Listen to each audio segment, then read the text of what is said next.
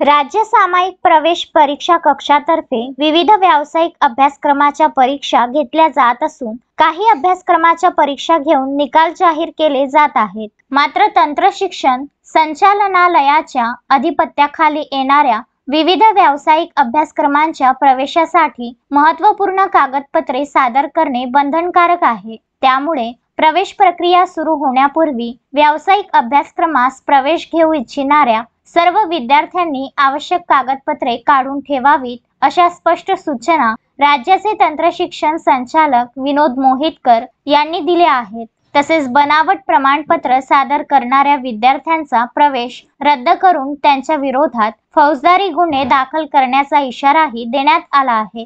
तंत्रशिक्षण संचालनालयातर्फे परिपत्रक प्रसिद्ध करण्यात आले असून त्यानुसार तंत्रशिक्षण विभागातर्फे प्रथम वर्ष व थेट द्वितीय वर्ष पोस्ट एसएससी अभियांत्रिकी तंत्रशास्त्र, प्रथम वर्ष वास्तुकला, प्रथम वर्ष पोस्ट एचएससी औषध निर्माण शास्त्र, एचएमसीटी सरफेस कोटिंग टेक्नॉलॉजी पदविका अभ्यासक्रम तसेच प्रथम वर्ष व थेट द्वितीय वर्ष अभियांत्रिकी तंत्रशास्त्र, औषध निर्माण शास्त्र, hotel management and catering technology पदवी, प्रथम वर्ष फार्म डी वास्तुशास्त्र, B planning, B design, BBA, BMS, BBM, BCA हे पदवी अभ्यासक्रम आणि प्रथम वर्ष ME, MTech, M planning, MHMCT, MBA, MMS, MCA हे एकात्मिक पदवी अभ्यासक्रम व ज्या अभ्यासक्रमात थेट द्वितीय वर्षात प्रवेश दिला जातो अशा अभ्यासक्रमांच्या प्रवेशासाठी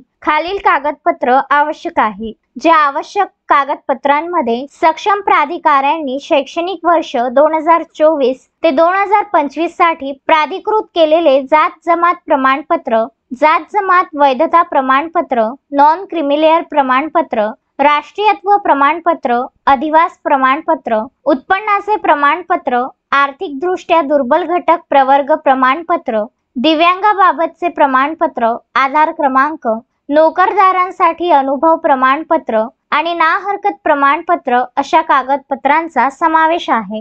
12वीचे निकाल जाहीर झाल्यानंतर विविध व्यावसायिक अभ्यासक्रमांसाठी प्रवेश प्रक्रिया सुरू होते। यासाठी कागदपत्रांची जुळवाजुळव करण्याकरिता विद्यार्थी व पालकांची लगबग सुरू होते। या कालावधीत बनावट प्रमाणपत्राद्वारे प्रवेश घेण्याचे प्रकार यापूर्वी उघडकीस आले आहे।